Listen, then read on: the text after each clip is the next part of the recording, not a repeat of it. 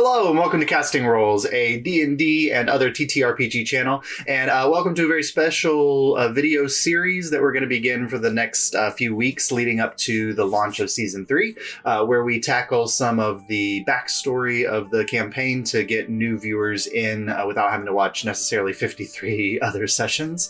And our first episode is going to be a meeting of our main cast and the characters that they portray in the show. And so our first up here, we've got Abel, played by Ronnie. And we're going to jump right into the first question really quickly here.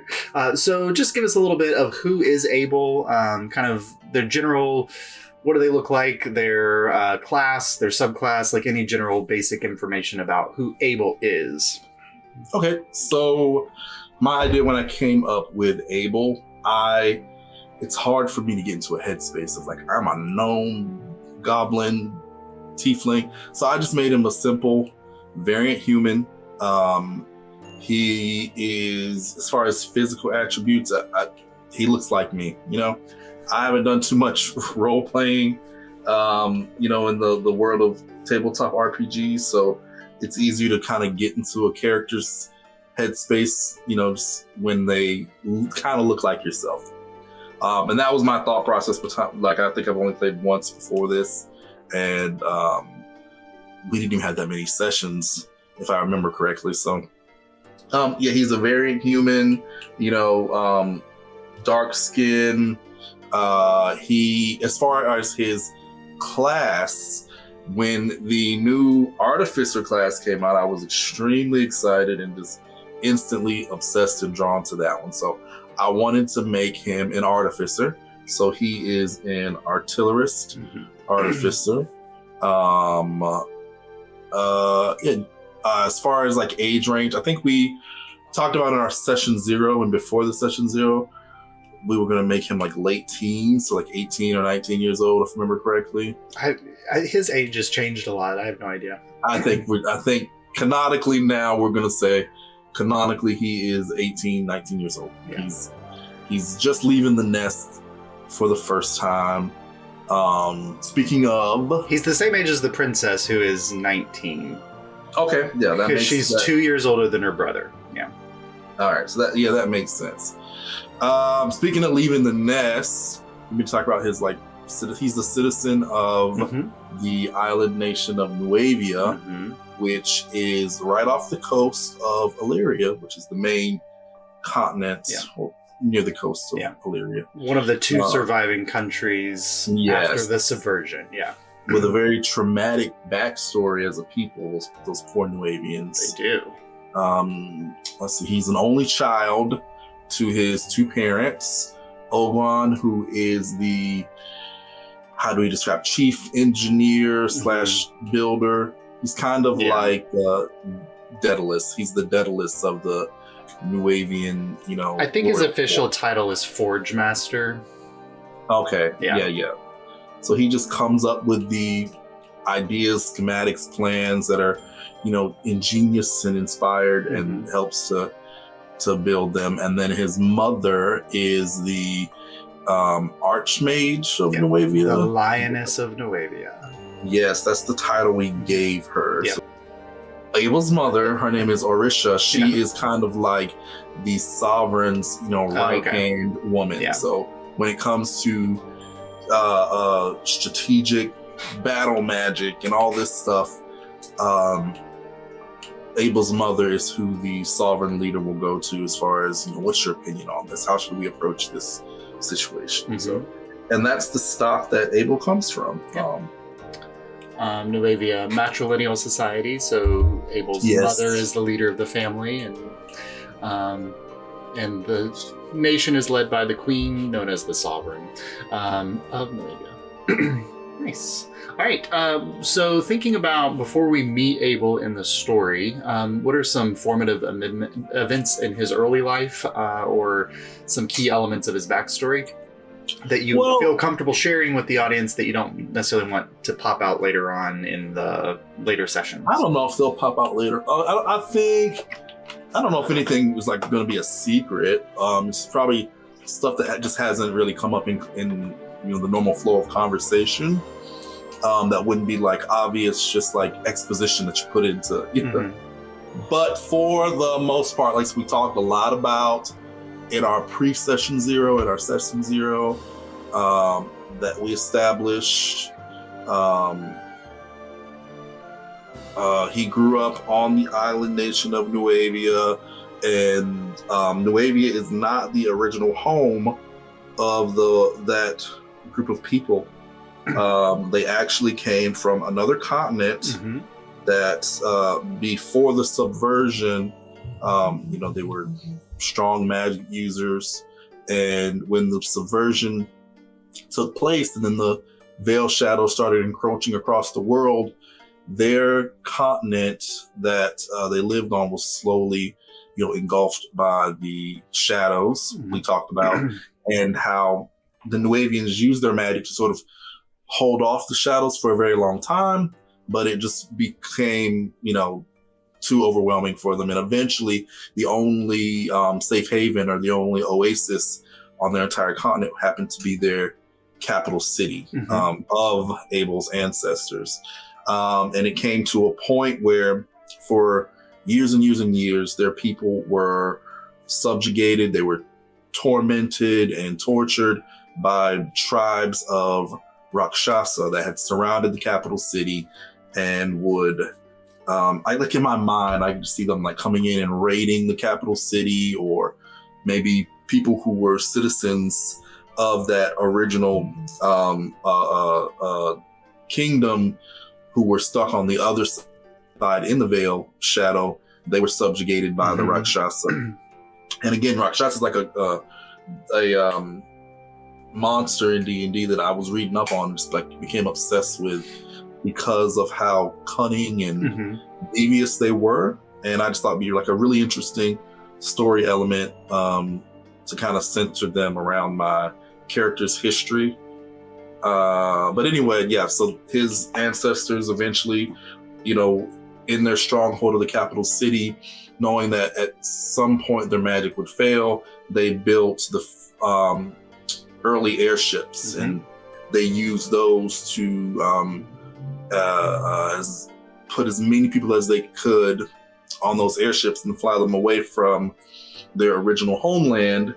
And at some point, you added in the story element of them finding refuge on one of the cloud cities. Yeah, we recently referenced in our game story, right? Yeah. But the Rakshasa, being as devious and fiendish as they are, teamed with other entities from the Veil and follow them to the Cloud City, sacked the Cloud City, and then again, these refugees were, fleeing and trying to find safe haven. Eventually, they came to the kingdom of Alyria, and I assume they would have been a bit. The Illyrians at the time would have been a bit standoffish or cautious about this. These like dozen airships come flying down and landing in their land, and we need from the Veil, right, from the shadows. That they know bad things come from the shadows, and as far as they knew, nothing else had survived outside of their continent. And correct me if I'm wrong. This is nope, that's right. Your baby, right? That's right. And so they might have been a bit cautious to offer refuge to these people, but they're here. Like, what are we going to do? Send them back on their airships? Back into the Veil, back into the shadows. So, in our discussions, we had decided that with these refugees, that eventually there was a large island that was off the coast of Alyria that no one wanted to inhabit because it was still so close to the Veil. Right. And when people were living there, they were often attacked by creatures that would, come in from the Veil and swoop up, I guess, their children in the night. And so no one wanted to live there. So the crown at the time decided we'll give these people this island to do with as they want. If they want to stay here, we don't really trust them. We'll let them stay on this island, and if they can make the best of it, oh well. Yeah. Well, they at the time, Abel's ancestors, they put their roots out on this island. They made it their own. They named it Nuevia, and they, through their own magic and innovation and machinery, and with the, I guess, motivation of being so close to the Veil, they used their intelligence and coupled magic with mechanics, and they advanced very quickly. Mm-hmm. They developed the idea of artificing.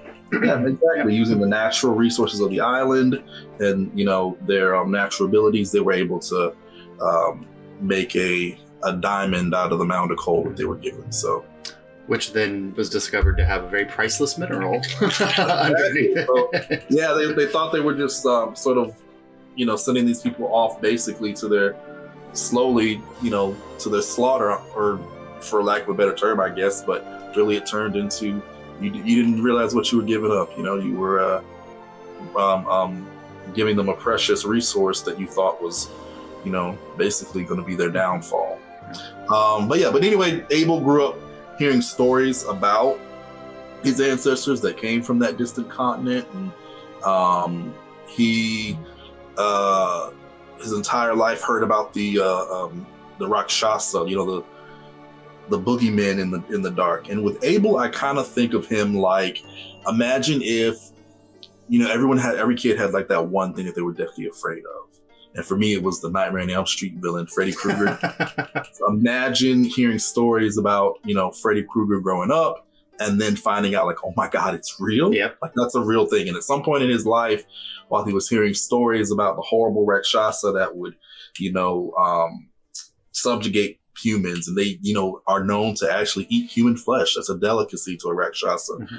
And hearing those horrible stories that his ancestors went through, and then finding out, oh my God, all that is actually real. So he has a real fear of the Rakshasa and what they represent. And in his mind, he can't even kind of like, who would want to align themselves with these disgusting, creatures that are just so devious and fiendish and untrustworthy. So,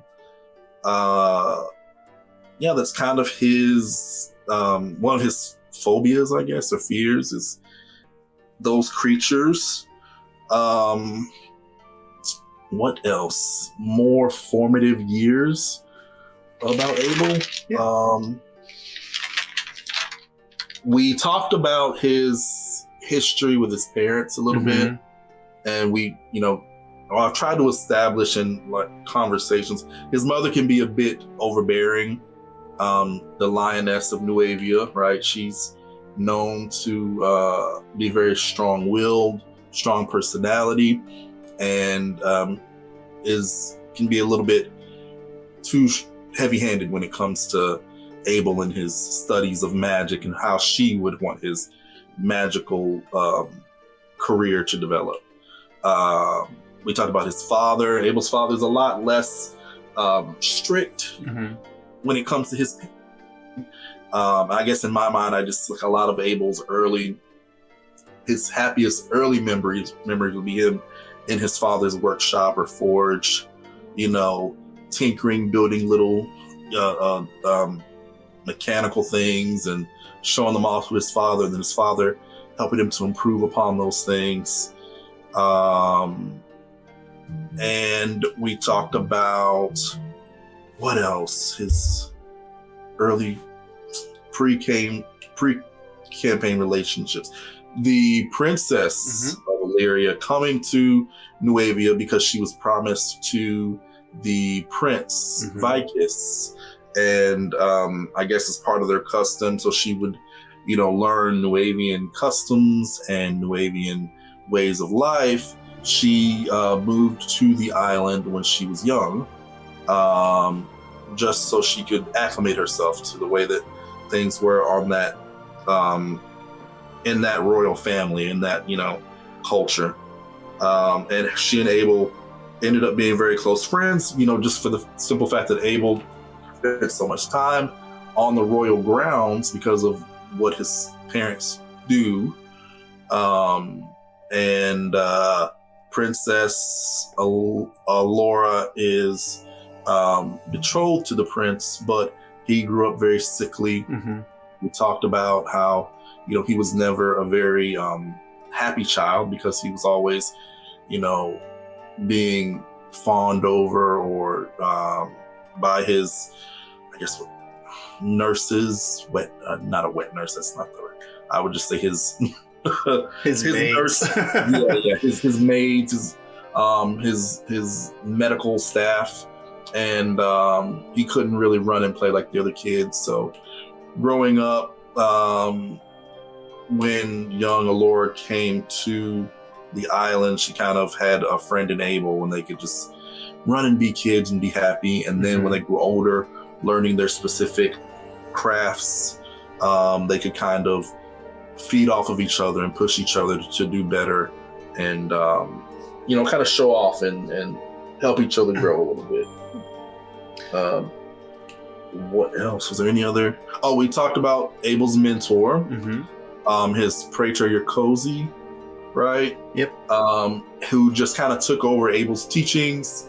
I guess after he finished like his base level courses, he was paired with Praetor Yokozi, his mentor, who helped him kind of fine tune his artificing and his magics and things like that, and teach him how to make his style of magic his own.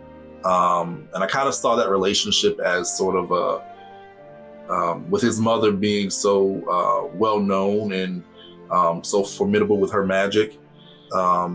Praetor Yokozi's the one that kind of, anytime his mom was a little bit too overbearing or a little too heavy-handed with what she thinks Abel's magic should look like, he could go to his mentor and sort of, get some insight into, do things your own way. Don't let, the pressures of, what your mother or your parents have accomplished, stifle you in your own creativity and ideas when it comes to your wizardry, I guess. Yeah. All right. So thinking about what drives Abel, like what are his driving motivations in life? I think with Abel, it goes back to those stories that he heard growing up. I think with him, there's a sense of his people lost something. They were robbed of something, and it's not just his responsibility, but the responsibility of every citizen of Nuevia to try and rebuild what was taken from them in some way, whatever that may look like. It might not be, hopefully one day they'll be able to destroy the veil and restore the world to what it was. But the stories that he heard of, like the glorious continent that they came from and the beautiful nature and the magical feats they were able to accomplish, and just the people being together and there for each other, they lost something. And in Abel's mind, he would want to help them rebuild or build better. And in a way to try to make sure that type of thing can't happen as easily to his people or the people of Alyria again. So I think that's his motivations. If that's what motivates him, what are the things that hold him back, or what are the fears that he faces on his journey? With Abel, I think of it like he does not want to fall short. He knows that his parents are very high achieving individuals, and sometimes it's you're in your own head too much. Like, how would my mom approach this? What decision would she make? If I do this, is that what dad would do? Like, is that the right thing to do? And he probably spends a lot of time questioning what he should do instead of just doing it. And it's all coming from a place of, well, I know that if my mom were involved in this, she'd handle it lickety split. And I know she'd know exactly how to do it. But he's like, I'm not that powerful of a magic user. I'm not that great of an inventor. When when it comes to comparing myself to my parents. So, what if I do it and I mess it up and I make it worse? I think that's his fears, or the things that kind of hold him back. How does he feel about the thought that his mom is keeping tabs on him? I think that Abel is, he expects it. I imagine there were plenty of times where he was, in session with Praetor Yakuzi, and, the Praetor would probably look up over his shoulder and he noticed like the invisible glowing orb. And it's like, Orisha's looking in again. And he kind of give Abel a little signals where he'd know. And it's just like, don't be alarmed. She's probably going to talk about this over dinner. So, it's gonna happen. He's probably just used to it. That's mom. And it's probably always going to be mom. So I can't read my handwriting. Hold on a second. Oh, okay, good. So what were Abel's initial goals for setting out on his adventure, and then how have those changed since meeting the Ticket Takers or joining the Ticket Takers? Well, in our session 0, we had a situation where Abel was packing up on the airship with his father and the crew people, leaving Nuavia, dropping off a brand new airship model to the royal court in Alyria. And in that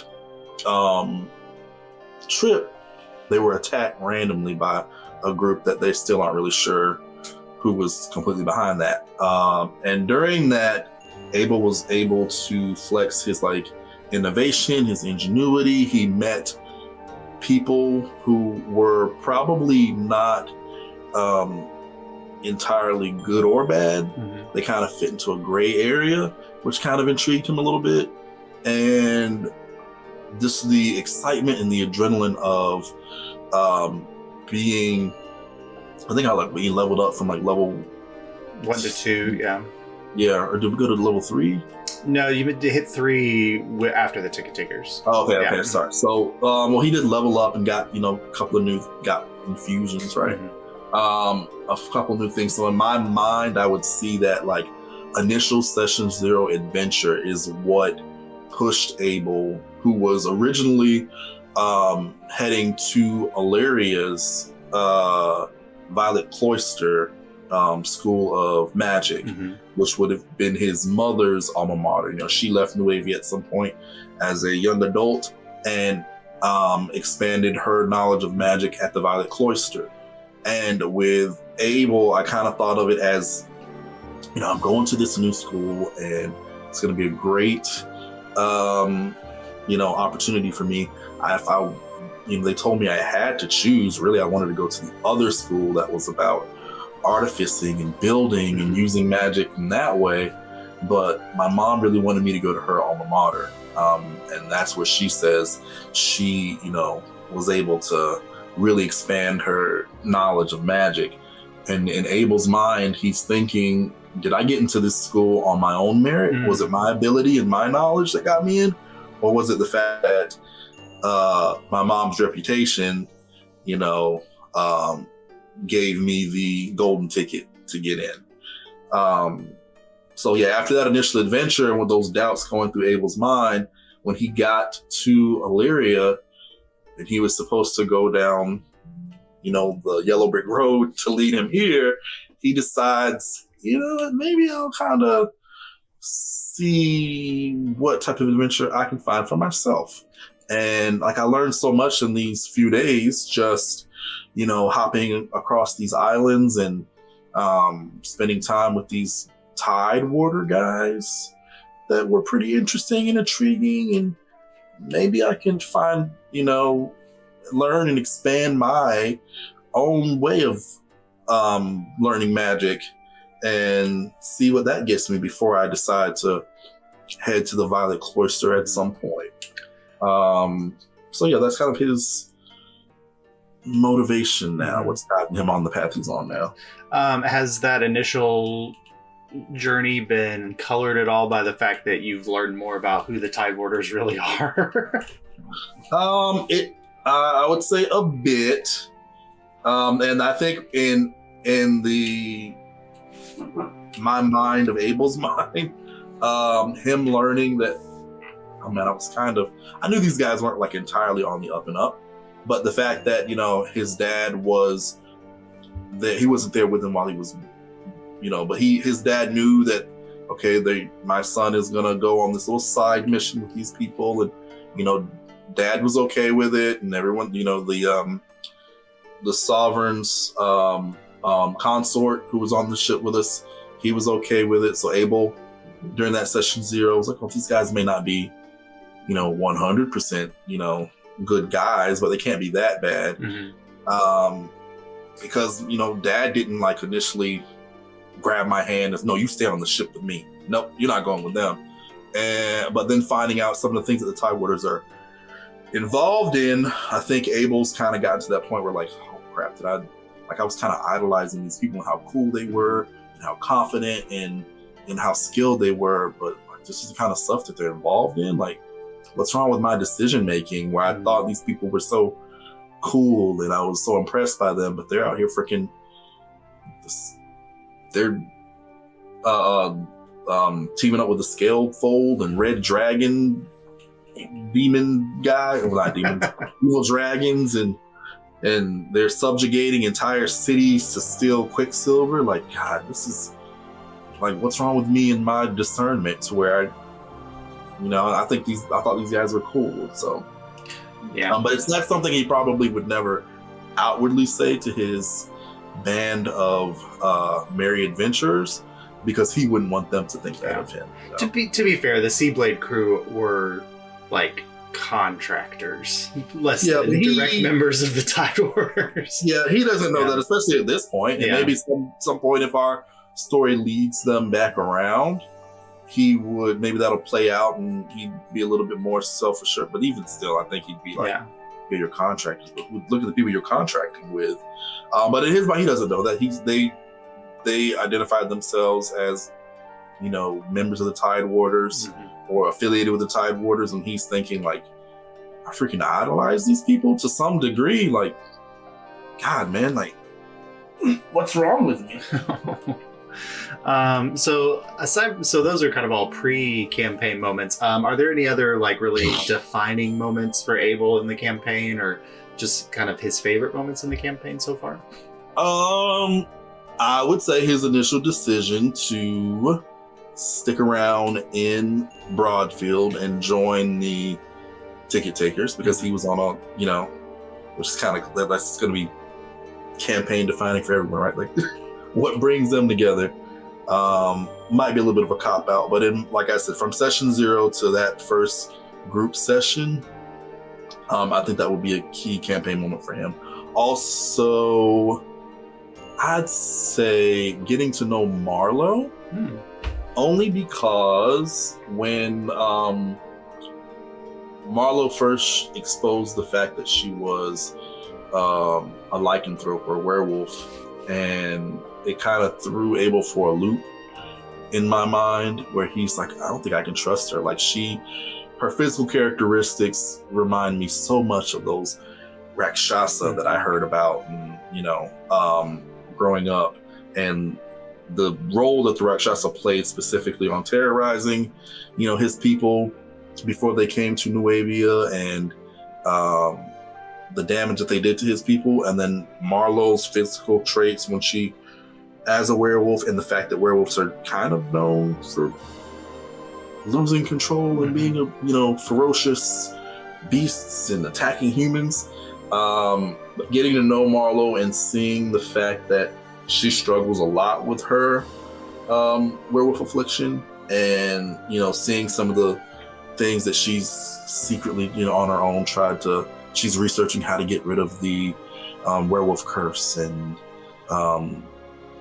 she is sort of suffering alone, kind of puts Abel in a space of like, oh man, I feel bad for her. Like, it's not her fault. We kind of know how, that the werewolf curse is passed on, and she didn't ask for it.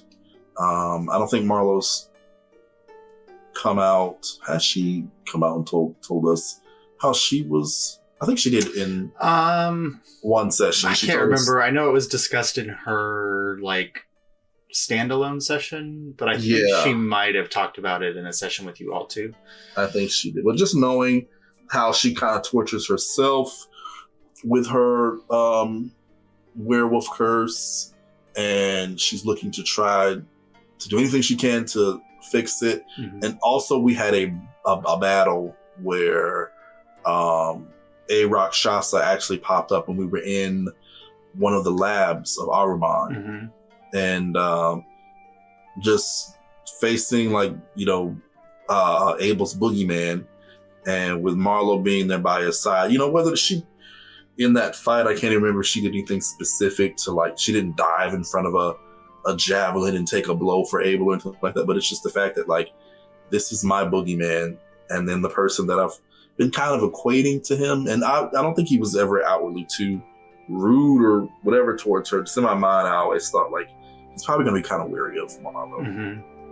And just seeing those two in that same space and realizing, oh, this is what I'm really concerned about, compared to this person that I fought alongside and has proven herself to be noble and to have some morals. It's not fair for me to compare the two. And that was kind of a growing moment for Abel, I think. And I think that's when I had a poison dagger, and I think I gave the dagger to Marlo in that session, as my way of saying okay, I'm gonna try to, give her more of my respect. Mhm. All right. Well, speaking of various members of the TTC, I'm going to give you a quick, just one of their names, and we'll do it in alphabetical order, and we'll get to Mar, and if you want to add any additional thoughts, you can or not. But starting with Juridan. Juridan, I think Abel sees Juridan as one of Abel sees Juridan as one of the kids when he was young. They used to pick on him for reading too much, and Abel's just and then finding out that Juridan comes from noble stock, just as rich and as pampered as Abel was growing up. He's oh, I got your number. Okay.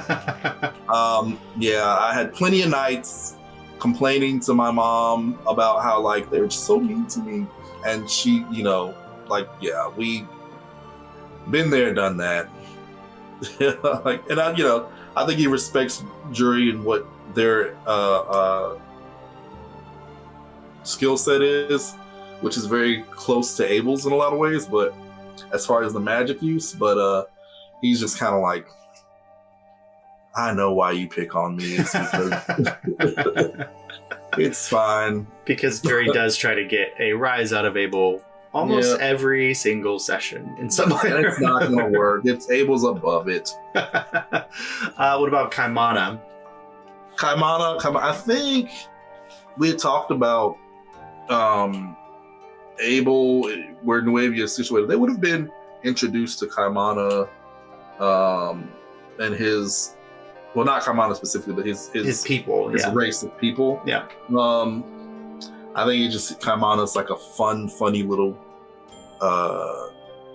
cute guy who I'm shocked to see him this far away from his people, but I think he knows that Kaimana's for living in the moment and enjoying shiny things, and Abel's you do you go, Glen Coco, you go. You live your best life. Right. Any other thoughts on Mar? I think I kind of summed up Mar. I think I've gotten more I will say that I think he respects Mar's physical abilities outside of werewolf form. Mar is very capable as a human. Well, no, she's a half elf, right? She's half elf, yeah. Mar is a half elf, but Mar is very capable. I think he does respect her, her swordsmanship and things like that. So, and then Saurus. Saurus is in Abel's mind such an unfortunate situation to be in.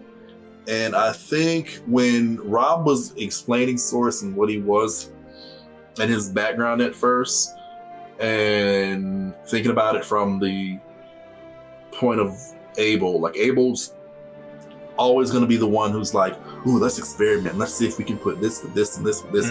But like, he would never think to do that with a living creature. Right. And he kind of thinks like, that's such an unfortunate situation to be in, to be the product of an experiment and being a living sentient creature, knowing that, you know, I was put together by a madman. You know, I'm someone's Frankenstein monster. And I think Abel kind of feels sad for him and has a lot of questions for him.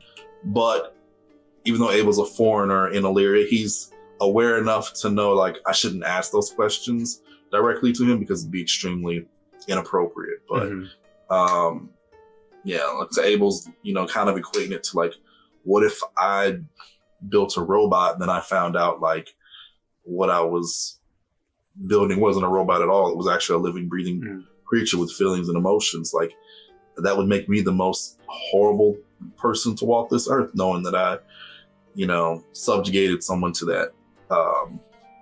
So he obviously respects his ability, but he's got so many questions, but he just like wouldn't dare ask Source for, you know, just to avoid being rude. All right. And then what about NPCs, like important relationships or favorite NPCs that you've encountered so far for Abel? Favorite NPCs? Well, we've talked about Alyria and their relationship. Princess Alyria is pretty important to Abel.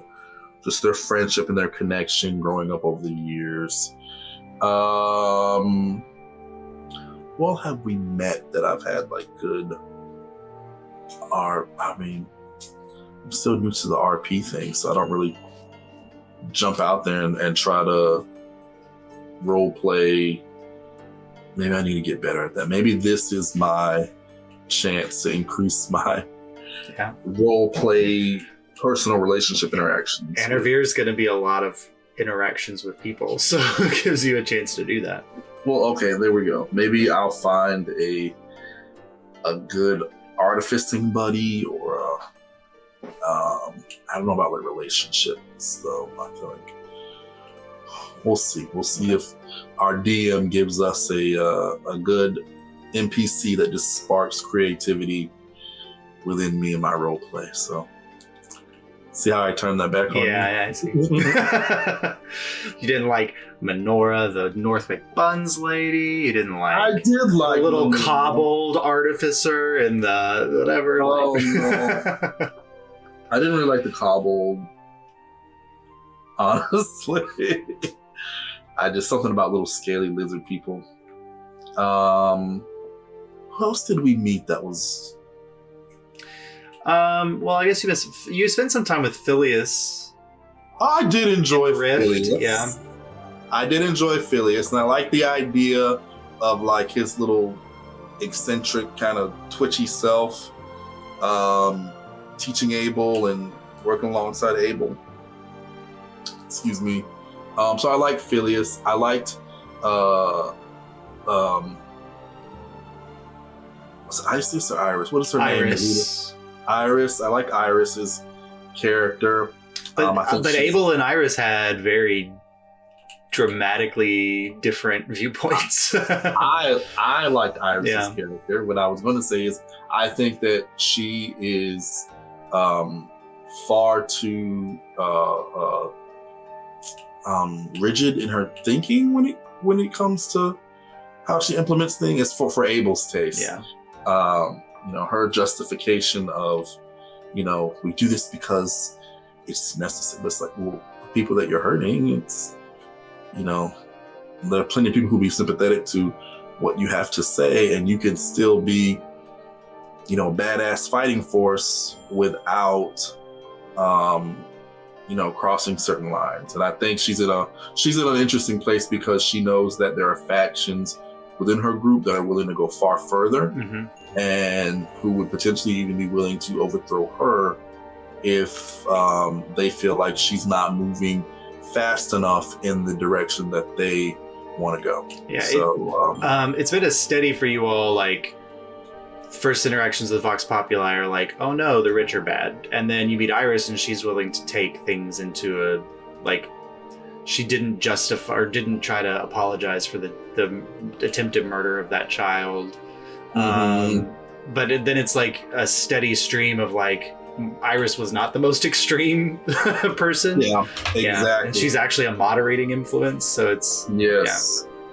Yeah. And after the interactions with Yuri, and I think that's come more to light with what he was willing to do back in the capital city, might be something that will kind of shine a light for Abel on just how sticky of a situation that the leader of Vox Populi is in. You know, it's not like I would love to just attack the people who deserve it, but that's not always completely obvious. And, you know, if you do that, then what's to stop, you know, them pulling more people into this and using them as cannon fodder? Or so it's a sticky situation. Maybe in the coming sessions, maybe that'll be something that Abel can kind of chew on and come to terms with. Yeah, I think the last session you guys learned that Vox Populi have been driven out of the Rift, but I'm sure it's not the last you'll interact with them for any time soon. So, all right. So the last thing is a quick round. And these are just really quick questions. You can answer them as briefly as you like. If there's one you're passionate about for Abel, you can go into more detail. One word answers kind of thing. It can be. It can be longer than that if it's something that you feel like Abel would be really feel strongly about. Okay. All right. All right. So quick round. First, what is Abel's favorite food? Now it's meat. I think we established Nuavians were like they ate mostly vegetables and probably seafood. It's an island nation, right? So now he had to taste the bacon and he was like, pocket bacon? Yeah. So yeah. All right. What about his favorite drink?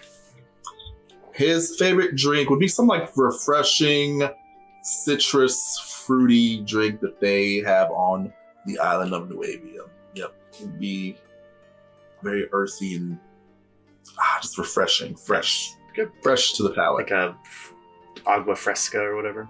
Yeah. Yes. What are the things that he likes to do in his free time or his hobbies? I think his hobbies would be tinkering, to be generic. Tinkering, reading, learning new things, and then implementing them. He's not just I want to read a book. He's I'll read a book, but then now let me go and implement what I just learned. All right. Favorite color? Blue. Ooh. He does wear a lot of blues. That makes sense. He does wear a lot of blue. While he was in school, what was Abel's best subject in school? Probably. Oh my gosh.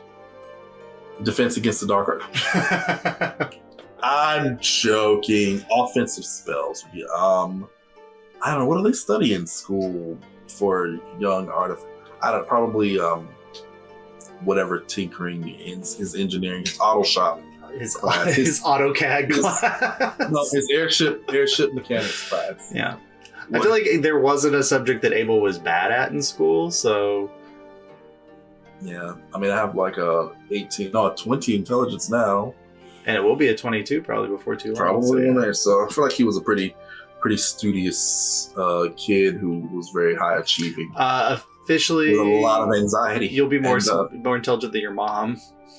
Oh... I think I have to look back at her stat sheet, but I think you'll be smarter than your mom at that point, which would just be intelligence and wisdom are not the same thing. That's true. Knowing what's that saying? Like knowing that a tomato is a fruit is not intelligence, but yeah, it's not the same as knowing that a tomato does not go into a fruit salad. Yeah. And then the last question is Abel open to or looking for romance in his life? Maybe. I just don't know how you would role play that. I guess my being wet behind the ears with role playing, it can be kind of a tricky thing with role playing that type of thing. Just because you don't know what other people are comfortable with. And would Abel be open to it? I'm sure he would be. I just am just curious to see what potential love interest would be out there, that who would draw Abel's interest. Would it be like another intellect? Or would it be someone who's more like charismatic with a kind heart, who seeks out a good adventure? Or would it be like the quiet sort of was it Yorian? Like, you weren't at all, like, Abel was not at all into. No, he's good looking, but he's a fuck. I think there was a moment where it revealed that Abel might be bisexual. When you guys went to the Hightower, like, brothel, not the brothel, the whatever. And they were like, would you like the man or the woman to stick behind? And Abel was like, both? Like, yeah, I don't know. I think we were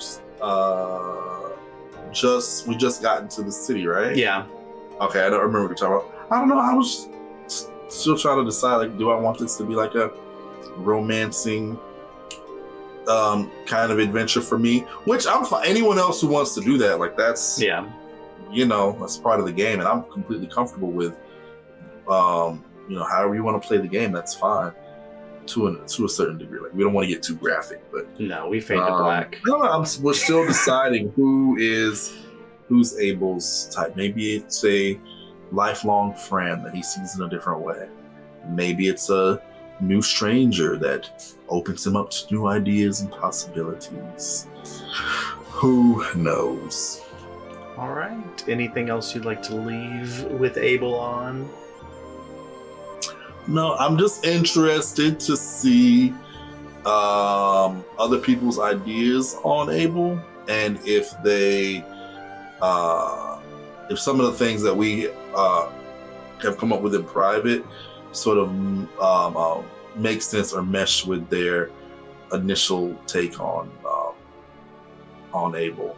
I'm also interested to see what Nuevia is going to shape up to be. Yeah, you guys, I mean, you're not if there we now, get there but at some point. I imagine if you're heading to Azalor, it's not a far trip from where Azalor entrance would be to Nuevia, so you guys could definitely swing by.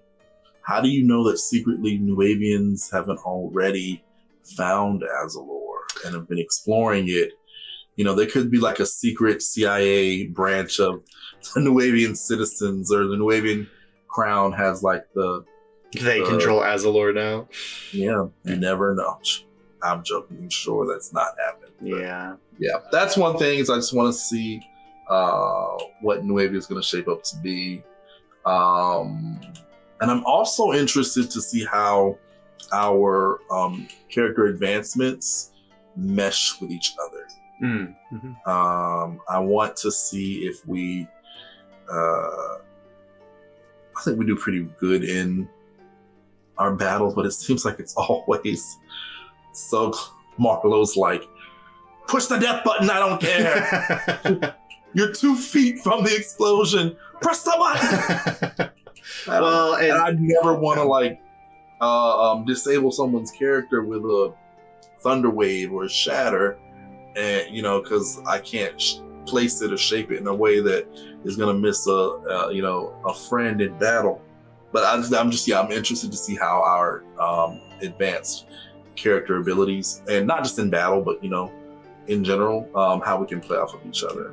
I remember at one point we thought it was going to be a bigger issue to try to get our airship, and so like I think Kaimana had pretty high charisma, so we decided like we're going to have Kaimana talk to the people, and I tried to make him a infusion with the what is it called, the perfume of Bewitching or whatever. Bewitching, I think it is. Yeah, and kind of found we didn't even need it. Like they were like, he has really high charisma. Yeah. I think as a druid, it's weird because his charisma is, I think, almost higher than his wisdom is. So So yeah, I'm just interested to see what our future abilities shake up to be and how they mesh with each other in and out of combat. Combat's not everything. Yeah. No, especially going in Anarvir will have probably very little combat, depending on what you all decide to do and what messes you find yourselves in. Well, I am an artillerist, and I'm probably best at blowing things up. So, and there's some new mechanics that you just introduced that we're ironing out. Ooh, yes. So yeah, when season 3 comes out, we'll announce all of the new home rules and things that we're going to put in place for season 3. Yep. So that's going to be interesting to see what all that looks like. And yeah, I think we come up with some pretty cool ideas for Abel's character. I'm excited to see where Abel goes because we haven't touched any actual bits of your backstory yet at all. We have. We've met the princess. We met the princess and like the hint about the Rakshasa. We've heard from my mom, Orisha. Yeah. We've heard. But Abel's really is kind of tight-lipped, I think, about Nuevia a little bit. He every time he mentions it, he's just like, "We're very cool. It's cool. Like we're technological. We're advanced." Yeah, well, we haven't really. We're not in Nuevia, I'm sure. Yeah. You know. I'll talk more about Nuevia. Is that what you want me to? No, I just. You want me to establish? No, you can. Abel can be whatever Abel wants to be in the thing. It's just. I'll talk. Is Abel guarded from the people? Like, does he? I think I think of Abel a lot of times. I think, well, what would I say in this situation? Then I stop and I think, well, Abel is in Alyria and he's a foreigner, so he's not really. Although he probably knows some of the history of Alyria, like he hasn't lived in Alyria, so he's probably, I don't live here. I'm not think of someone who's an immigrant or, you kind of have to fill the room out before you come in and start taking over and changing things up. So, yeah. But it's very weird because the ticket taker, none of the ticket takers are insiders. Every single one of you is an outsider in Alyria in their own way. It's true. She could be an outsider in an outside group too. Yep. So, I don't know if that's Abel's. I don't know if Abel feels that way, but he's definitely aware of the fact that like this is not home. So, and these are not the people I grew up around. So. All right. Well, thank you, Ronnie. I appreciate you guys. It's a great campaign. I'm so happy to be a part of it. And I don't know how you found me and tracked me down to include me in this campaign, but I appreciate the fact that you did. Yeah, I have no idea. No idea. What is this? I keep hearing Sully jingle jangle. I don't know. Are you going to walk her when you get done? Because I just took her out. Like she loves spending time with her dad. So. Are you gonna cook dinner while I start editing this video? I think you're breaking up there a little bit. All right. All right. Oh no! Bye. Bye.